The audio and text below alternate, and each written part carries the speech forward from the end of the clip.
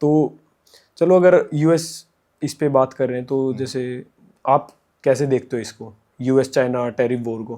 क्योंकि बहुत से लोग ऐसे सोचते हैं कि यार यूएस चाइना ये टैरिफ वॉर हो गया, हमारे पास मतलब इंडिया के ऊपर भी इन्होंने टैरिफ लगा दिया है 28% जो भी है, तो एक्सपोर्टर जो है वो थोड़ा ये चिंतित हो जाते हैं कि अब हम क्या करें। तो अमेरिका के अलावा भी बहुत सारी कंट्रीज हैं जिसको आप टारगेट कर सकते हो, वे अमेरिका को ही देख के ये हो जाते हैं कि नहीं यार एक्सपोर्ट बिजनेस में नहीं जाने, हम टैरिफ वॉर का शिकार हो जाएंगे, हमारा पैसा फंस जाएगा, सारी इन्वेस्टमेंट जीरो।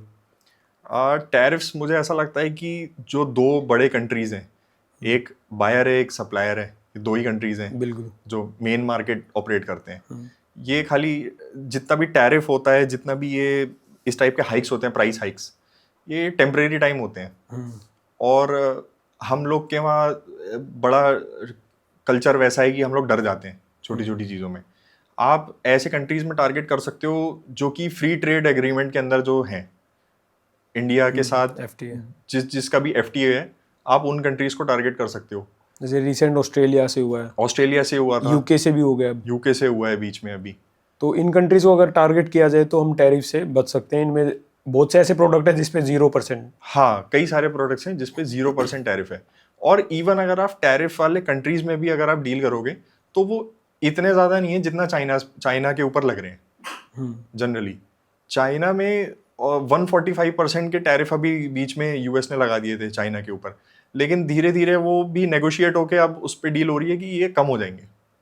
तो वो घूम फिर के कहीं ना कहीं 10-15% जो उनका स्टैंडर्ड रेट है उसी के ऊपर सारे टैरिफ घूम के आ जाएंगे।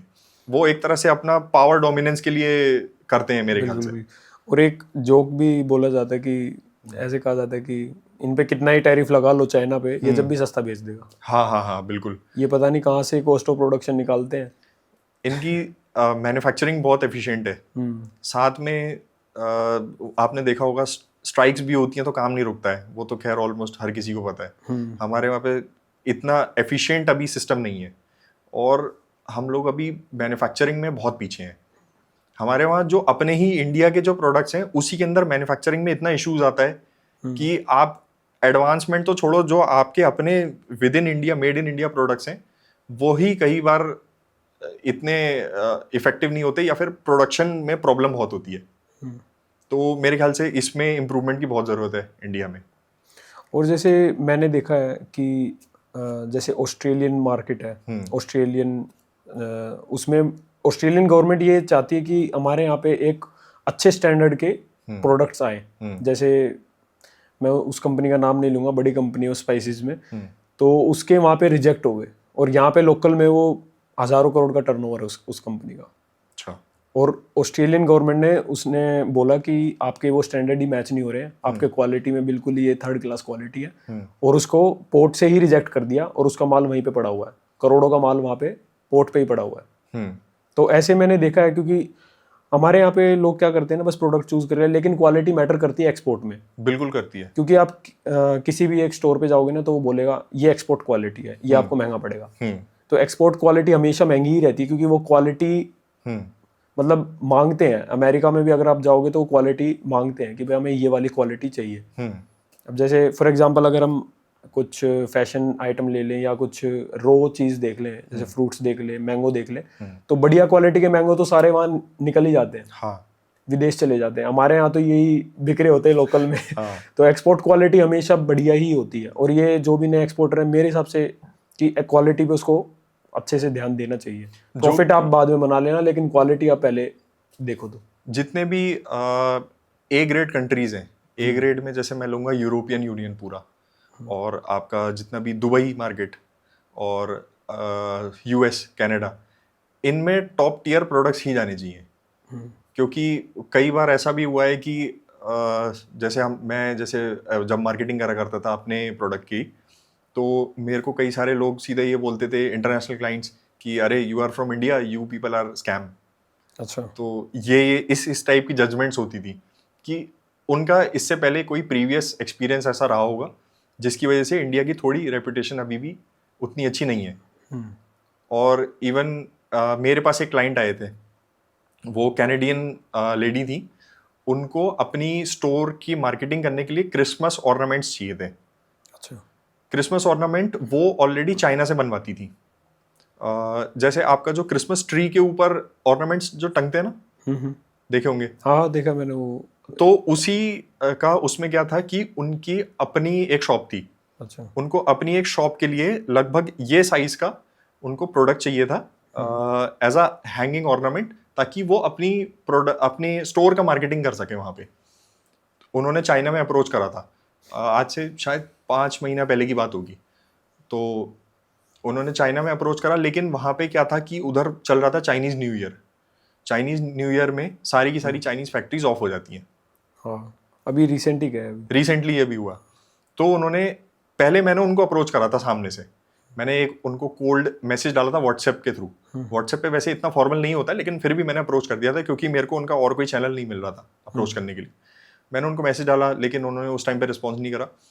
उसके बाद अराउंड 15 डेज बाद उन्होंने मेरे को सामने से मैसेज डाला कि मुझे इस टाइप का प्रोडक्ट चाहिए और क्या ये आपके वहाँ बन सकता है।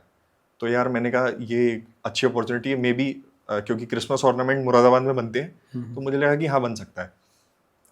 मैंने सप्लायर से बात करी। उन्होंने जो क्लाइंट थे उन्होंने मेरे को उसका प्रोडक्ट का डायमेंशन भेजा, उसका डिज़ाइन भी भेजा, उन्होंने स्पेसिफिकेशन भेजी कि मुझे ये चीज़ चाहिए। मैंने सप्लायर से बात करी। मुझे ऑलमोस्ट 10 सप्लायर्स से मैंने बात करी, 10 में से मुझे ऑलमोस्ट 9 ने मना कर दिया। अच्छा। एक अग्री कर गया कि हाँ मैं बना दूंगा। अब उसके एग्रीमेंट के बेसिस पे मैंने सामने हाँ बोल दिया कि हाँ ये ऑर्नामेंट बन जाएगा। मैंने उनसे सैंपल के पैसे भी ले लिए। सैंपल के उन्होंने मेरे को पेपैल के थ्रू पैसे डाल दिए, पैसे दे दिए।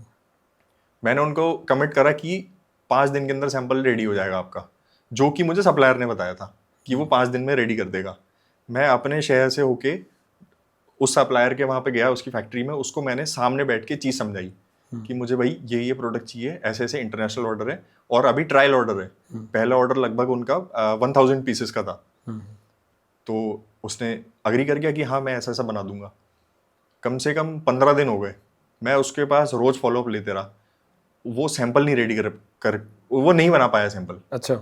सैंपल रेडी नहीं हो पाया उसके पास। और जब वो सैंपल रेडी हुआ, वो इतना थर्ड क्वालिटी आइटम था, जबकि वो ब्रास का आइटम रोज बनाते हैं, उनकी अपनी फैक्ट्री है, वो सारा काम करते हैं। इतना बेकार प्रोडक्ट था वो कि आप उसको लोकल में नहीं बेच सकते। अच्छा। अब यार मैंने कहा ये तो नहीं चल पाएगा। ऊपर से उसने मुझे प्राइसिंग बता दिया कि ये 5,000 रुपये का सैंपल बना है और वो आइटम था नहीं 5,000 का। फिर मैं अगले ही दिन मैं दोबारा मुरादाबाद गया। मैं हाथों हाथ मैंने वहाँ कम से कम 6 से 7 लोग से मैंने फिर डील करा। हर एक सप्लायर के पास लोकेशन ढूंढ ढूंढ के मैंने उनसे अप्रोच करी। मैक्सिमम लोगों ने मना कर दिया। फिर भी एक आदमी एक कन्विंस हो गया, एक फैक्ट्री रेडी हो गई कि हाँ मैं ये रेडी कर सकता हूँ।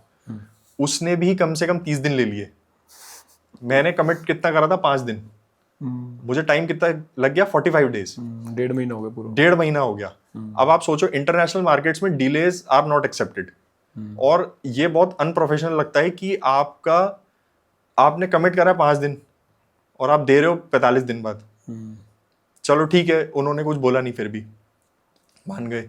फिर जब सैंपल रेडी करा दूसरे सप्लायर ने, वो पिछले वाले से बेटर था, लेकिन वो फिर भी इतना अच्छा नहीं था जितना मैं उम्मीद कर रहा था। हालांकि उन्होंने अपना फुल एफर्ट दिया, लेकिन वो रेडी नहीं हो पाया। जब मैंने उनको सैंपल के मैंने फोटोज भेजी सामने क्लाइंट को, उनको नहीं पसंद आया। फिर अब क्योंकि सैंपल पे ऑलरेडी पैसे लग चुके थे, लेकिन मैंने फिर भी मेरे एंड से उनको रिफंड मैंने डाल दिया, क्योंकि मैं ऑलरेडी ये सुन चुका था कि you people are scam Indians. तो मैंने उनको फिर भी एज अ गुड फेथ और थोड़ा अपने कंट्री के एथिक्स रखने के लिए मैंने उनको फिर भी सैंपल पैसा मैंने उनको वापसी कर दिया। सप्लायर को मैंने मेरे एंड से पैसे पे कर दिए। फिर मैंने उनकी प्रोडक्ट्स देखे, मैंने उनकी वेबसाइट पे कई सारे। उनकी वेबसाइट पे मैक्सिमम उन्होंने चाइना से प्रोडक्ट बनवा रखे थे, और चाइना के प्रोडक्ट्स में इतनी डिटेलिंग थी, इतनी फाइन डिटेलिंग थी, एक एक आप उसके अंदर एक लाइन भी देख सकते हो इतने छोटे प्रोडक्ट के अंदर। अच्छा। इतना फाइन ट्यून्ड प्रोडक्ट था वो, और कस्टमाइज्ड आइटम, अपना मैन्युफैक्चरिंग नहीं, उनकी कस्टमाइज्ड पीस। अच्छा। तो हम लोग अभी बहुत पीछे हैं। इवन जो हम लोग प्रोडक्ट बनाते हैं उसके अंदर भी हम लोग बहुत पीछे हैं।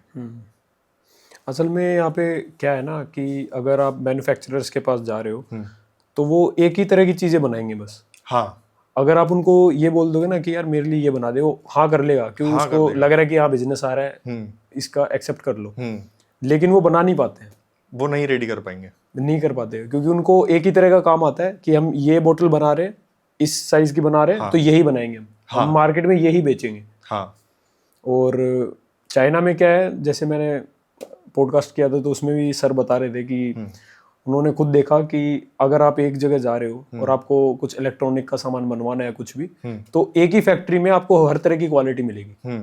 आपको सबसे थर्ड क्लास क्वालिटी चाहिए, सबसे सस्ते प्राइस पे चाहिए, आप ये वाली ले लो। हाँ बोला अगर आपको मीडियम क्वालिटी चाहिए ये ले लो, हाई क्वालिटी चाहिए ये ले लो। हाँ तो एक ही जगह पे हर एक चीज़ बना रहे हो। सारी चीजें अवेलेबल और है हमारे उनके यहाँ पे पास। क्या है कि अगर आप एक चीज़ आप मांगने चले गए तो बोलेगा नहीं भाई मेरे पास ये वाली क्वालिटी है, आपको दूसरी क्वालिटी चाहिए तो आप दूसरी जगह चले जाओ। वो आपका एड्रेस भी दे देगा कि उस एड्रेस वाली। दे देगा कि इसके पास हुआ भाई। तो ये एक मेजर रीज़न है। लेकिन जैसे हम क्वालिटी के ऊपर बात कर रहे हैं तो जो थोड़ी सी कम क्वालिटी अफ्रीका नेशंस, जो अफ्रीका कंट्रीज है वहाँ पे लोग आराम से मतलब एक्सेप्ट कर लेते हैं। हाँ थोड़ा अगर आपके इतनी ज़्यादा मैन्युफैक्चरिंग अच्छी नहीं है या फिर इतना प्रोडक्ट में दम नहीं है तो आप इस टाइप के कंट्रीज पर टारगेट कर सकते हो जिनके वहाँ डिमांड इतनी हाई क्वालिटी प्रोडक्ट जो नहीं मांगते हैं। लेकिन इसके अंदर भी उनके हिसाब से हमको प्रोडक्ट सेलेक्ट करना पड़ेगा कि उनका बॉडी जो उनकी होती है वो हम लोगों से काफ़ी बड़ी होती है। एक रिसेंटली मेरे ही नोन में एक हैं जो कि एक्सपोर्ट करते हैं, जो आपकी जो चेयर्स लगती है ना, स्टील की चेयर्स जो रेलवे स्टेशन पे जो लगती हैं 4 के सेट में, अच्छा वो हाँ, वाली होती हाँ, है, हाँ, समझ गया। वहां पे चाहिए थी। अच्छा। उन्होंने एक इसके अंदर बहुत बड़ा उनके साथ प्रॉब्लम ये हुई, ऑर्डर एक्सेप्ट कर लिया उन्होंने, स्टैंडर्ड अपनी इंडियन जो सीटिंग है उसके हिसाब से उन्होंने प्रोडक्ट डिजाइन करा। वो प्रोडक्ट पूरी सीट रेडी हुई, वो गई वहां पे, और वो मेरे ख्याल से 5 दिन के अंदर जो सामने जिसने इंपोर्ट करा था उसकी कंप्लेंट आ गई कि ये सीटें बेंड हो गई हैं। अच्छा। सीधी वो अंदर घुस गई थी।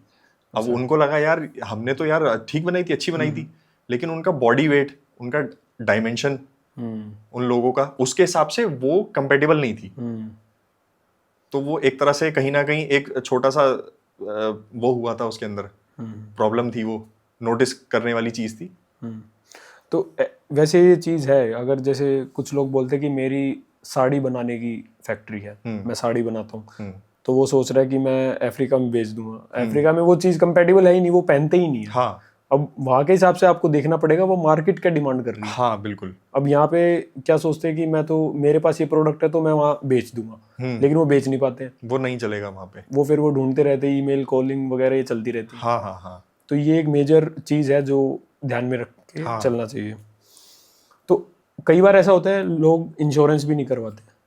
हाँ गुड्स इंश्योरेंस जो रहता है, कार्गो इंश्योरेंस, वो आपके हिसाब से कितना इम्पोर्टेंट है आज के टाइम में? इंश्योरेंस, जैसे ECGC वगैरह जो लेते हैं सारे। इंश्योरेंस अगर मैं बताऊं, अगर आपका गुड्स रास्ते में जा रहा है, एक तो उसका इंश्योरेंस होता है, दूसरा बायर की क्रेडिबिलिटी वाला, जैसे आप ECGC बता रहे हो, वो तो बायर की क्रेडिबिलिटी डिफाइन करती है कि इस पे भरोसा कर सकते हैं या नहीं कर सकते हैं। लेकिन अगर जनरल इंश्योरेंस की अगर मैं बात करूं, प्रोडक्ट टू प्रोडक्ट वेरी करता है।